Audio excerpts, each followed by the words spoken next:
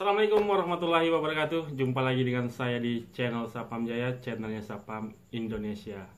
Kalau kita baca judul Sapam nangkap copet bisa dipidana, pasti kalian penasaran, kok bisa sih Sapam itu dipidana nangkap copet? Sapam kan tenaga satuan pengamanan, sedangkan copet itu penjahat yang harus dibasmi. Berikut kita bahas, saksikan terus channel YouTube Sapam Jaya. Mohon izin subscribe, Komandan. Situasi kondusif, aman, dan terkendali itu adalah harapan bagi semua satpam yang sedang melaksanakan tugas. Bener nggak? Seneng dong kalau tempat kalian kerja itu situasinya aman dan terkendali. Kalau laporan 819 Timur Kupang Ambon, Komandan, semangat banget. Karena nggak ada kejadian. Coba kalau ada kejadian. Izin Komandan, merapat, ada taruna ini. Bawaannya tuh lemes. Emosi, pengen marah, awas loh kalau kedapet, habis dihajar. Dalam kondisi emosi seperti inilah yang terkadang membuat kita itu salah langkah. Akhirnya bukannya pujian yang kita dapat, malah kerugian yang kita terima. Sebagai seorang sapam pengemban fungsi kepolisian terbatas, ada batasan-batasan yang harus kita ketahui dalam pelaksanaan tugas. Jangan sampai nanti kita salah langkah, akhirnya yang rugi diri kita sendiri. Sekarang pertanyaannya, kok bisa satpam menangkap copet kena pidana? Padahal kan satpam itu pengemban fungsi kepolisian terbatas. Kalau menurut saya hal ini bisa saja terjadi apabila dalam proses menangani kasus tertangkap tangan, dalam hal ini copet, seorang satpam itu melakukan tindakan-tindakan di luar batas kewenangan satpam, seperti melakukan penganiayaan atau tindakan main hakim sendiri. Satpam tidak mempunyai wewenang hukum. Tugas satpam itu hanya bersifat preemptif, preventif, dan represif. Yang pertama, preemptif.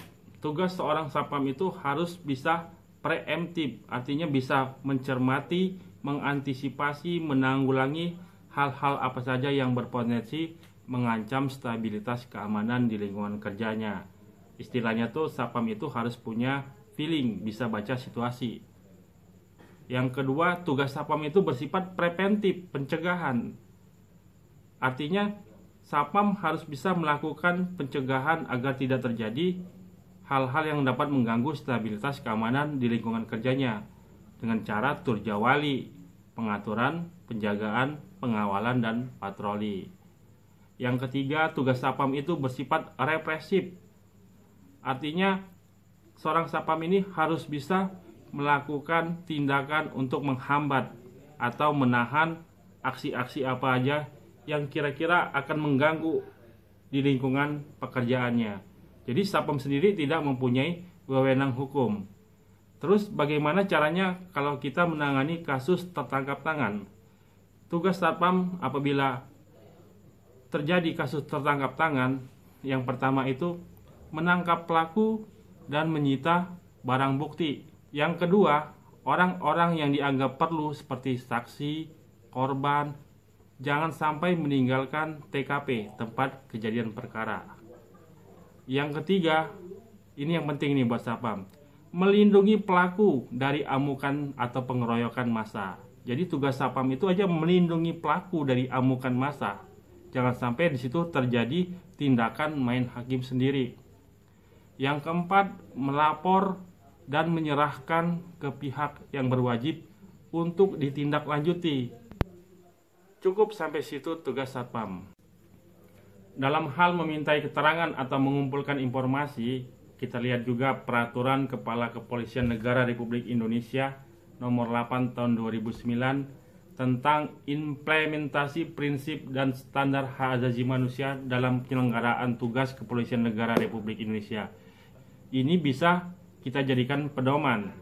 Di situ disebutkan di pasal 13 ayat 1, di huruf A-nya itu disebutkan bahwa dalam melaksanakan kegiatan penyelidikan, setiap petugas Polri dilarang melakukan intimidasi, ancaman, siksaan fisik, psikis ataupun seksual untuk mendapatkan informasi, keterangan atau pengakuan.